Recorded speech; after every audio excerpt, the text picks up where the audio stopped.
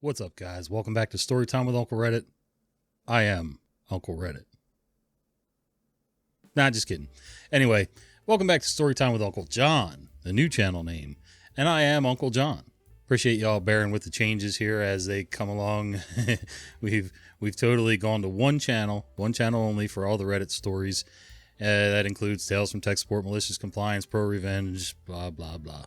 And the other channel is dedicated now solely to basically body cam videos, police encounters, things like that. Solve sits, DUIs.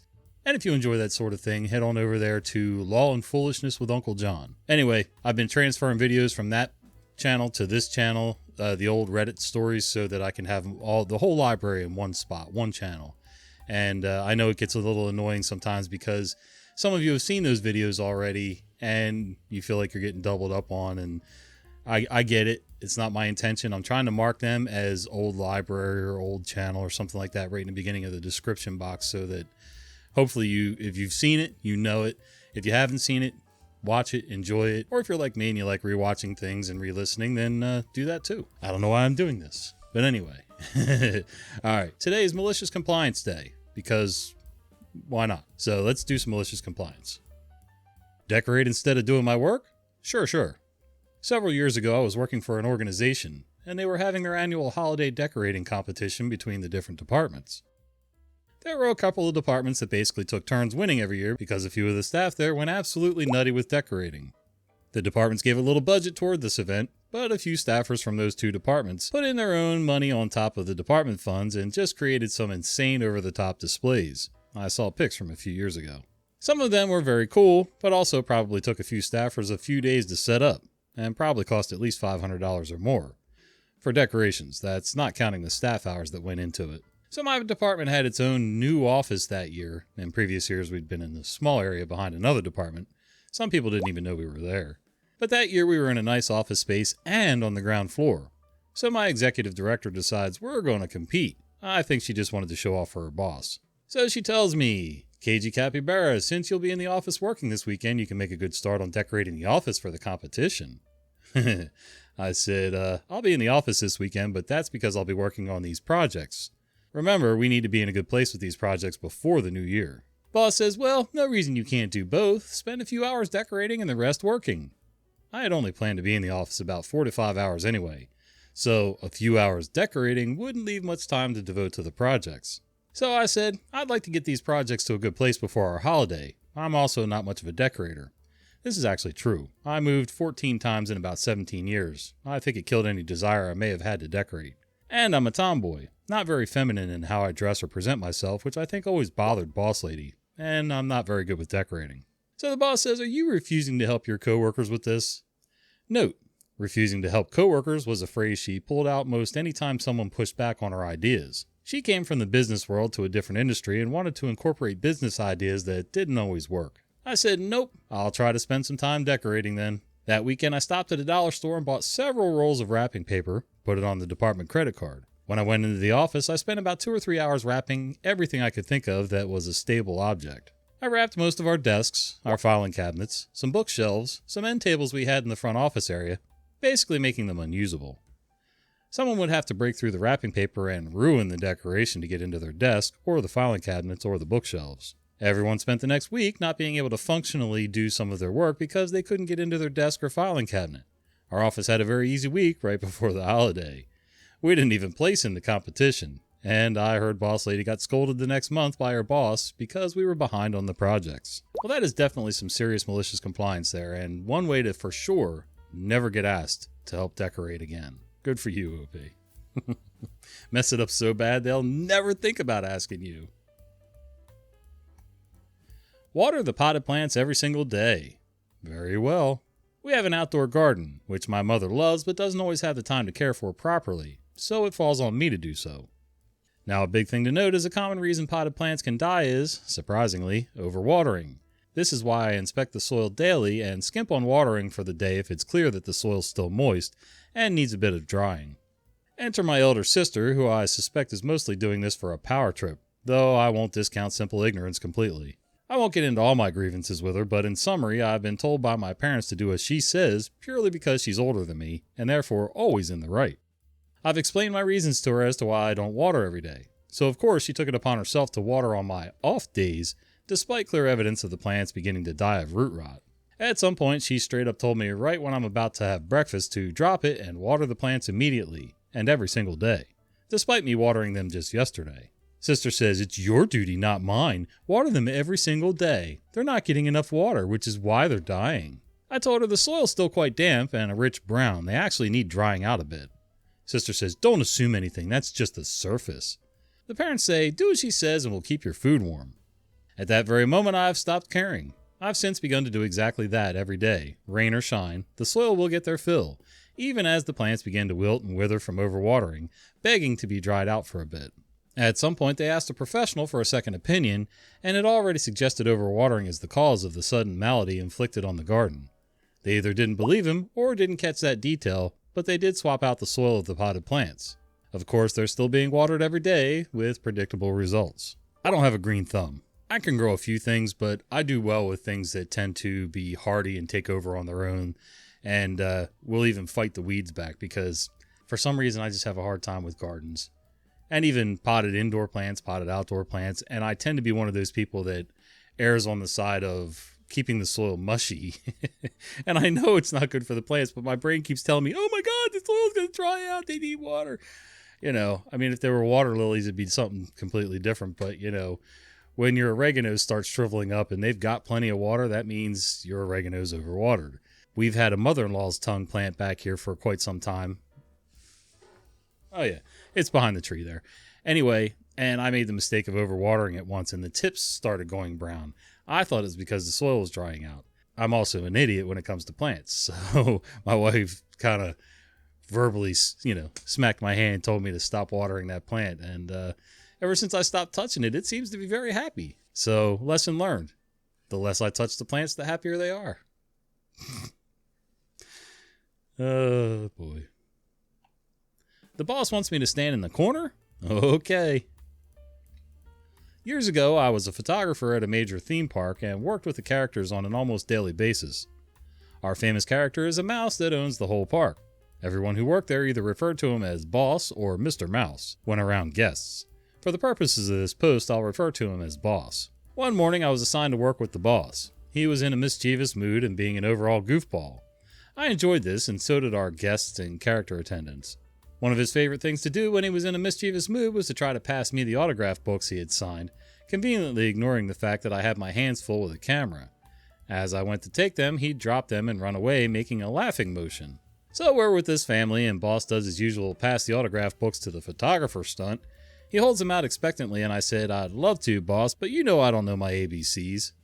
At this, the boss drops the books, takes my hand, moves me to a corner, and points to the floor, telling me to stay like I was a naughty child. Malicious compliance mode activated. "Okay, I guess I'm grounded," I said, pouting. Everyone at this point is howling with laughter, even our head manager, Diane, who had stepped in to watch. So Boss continues his interaction with the family. Now at the end of the session, we had the family pose with the character. So Boss gets everyone together and poses with the popular ta-da. Except there's no photographer. After a moment, the boss motions to the family to wait and stomps over to my corner. I'm fighting back a grin at this point as he turns me around, points to my camera, and then held his hands up as if to say, "What gives?" "Boss, you told me I'm grounded, remember?" I said with a sweet, innocent smile. At this point, Diane pipes in with, "That you did, Mr. Mouse." Boss playfully drags me back to my spot and poses again. We get the photo and send the family on their way. Diane stepped out with them and offered to send them through again to get more pictures because I didn't take many, on account of me being grounded. The family accepted, although the dad, who had tears in his eyes at this point, said it was the hardest he's laughed in a long time. To this day, it still brings a smile to my face. Well, that was a wholesome one. I don't know how that snuck in there. That's funny. I like the little cool, funny, malicious compliance things when kind of everybody's in on the joke, you know? And it really helps solidify the character role of Mr. Mouse, Boss, whatever. So good for everybody for keeping their spirits up and not taking everything personal and all that jazz. Too many people out there without a sense of humor that have just never learned to play along, so good for you. Thieves? I'm a physician. My coworker is a physician. We practice nephrology somewhere in the USA. What the hell is nephrology? I'll put it up on the screen later. We do a lot of visits to dialysis centers along an interstate.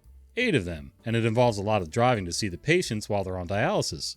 The system we work for pays us mileage plus a good salary.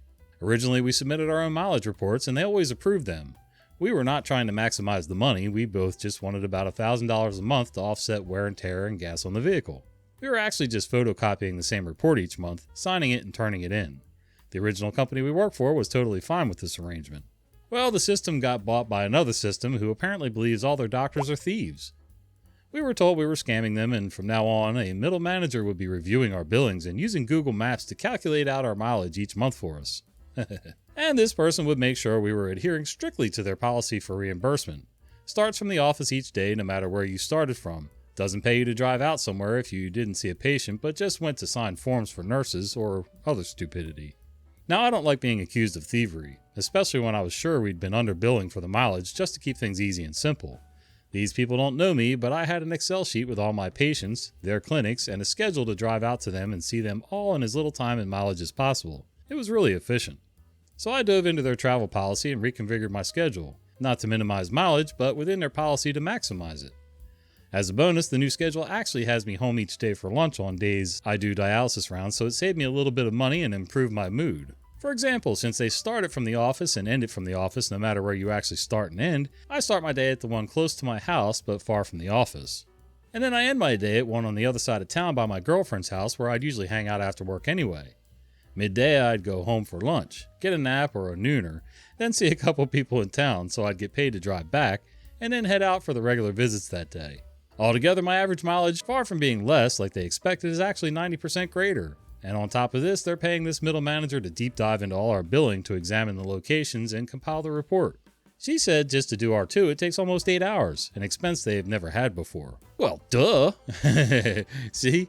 That's what happens when you start complaining and, some pencil pusher somewhere starts thinking. They start thinking through the numbers. They don't think about the logistics of the whole thing of, okay, I'm doing an efficient route. When I used to deliver cabinetry, I would set up the route so that it started from the shop and went in the most efficient route possible, one loop or whatever. But it always worked out so that I could get more deliveries done than some of the other drivers in a day because I actually paid attention to the maps. This was back when we had MapQuest on a PC and we had to print out our maps. And then we had an atlas in the truck alongside of that, so I could still kind of plan it out. Some places I knew, some places I had to look up. But either way, you start screwing around with people who are actually doing not only right by the company, but they're actually giving the company a huge break. And then, you want to screw with them. So now you end up with people who are just putting in their time and riding out the clock.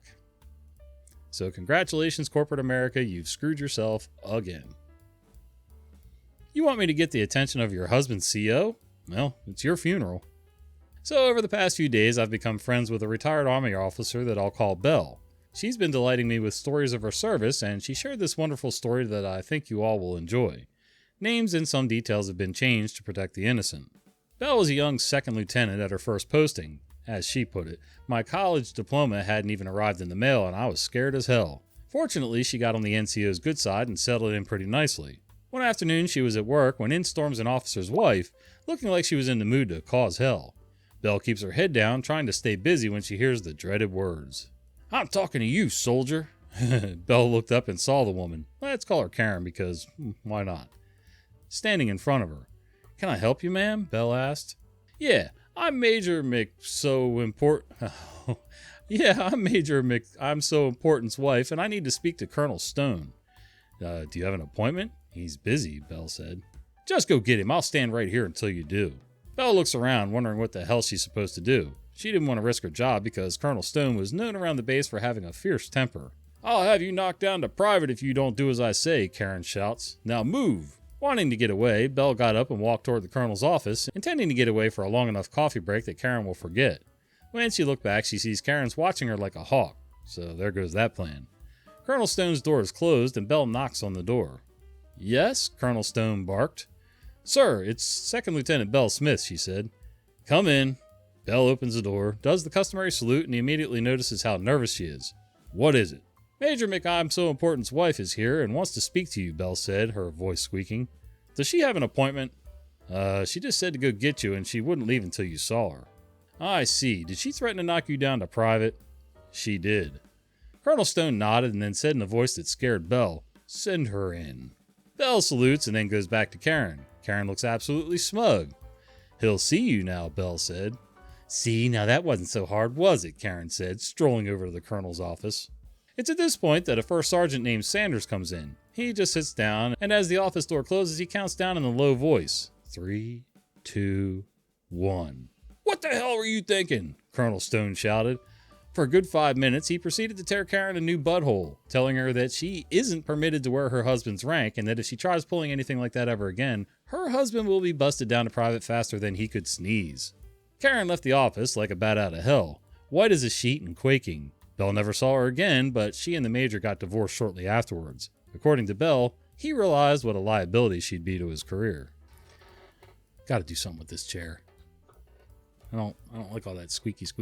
Anyway, I tend to back law enforcement, first responders, military, and everything like that. Not everybody's a golden child. Some people, take advantage of the system. You're going to have that in any job, any service. It doesn't matter. There's going to be a few bad apples. But what I've seen more and more of is not the bad apples that are wearing the uniform, but the ones that they're attached to at the hip, thinking that they get to wear their husband or wife's or partner's rank and, push everybody else around and get their way somehow.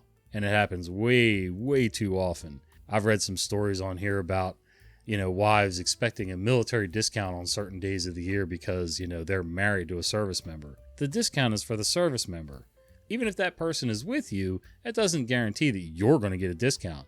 They may be nice and knock, 10% off the whole bill or whatever. But honestly, you shouldn't be looking for anything more than maybe if the restaurant or whatever decides to participate in this, 10% off of your husband's dish or your wife's dish. But then we got some of these spouses who, don't even have their partner with them, and they're insisting on these discounts and stuff, and it's just dumb. All right, till the next one, we'll see you.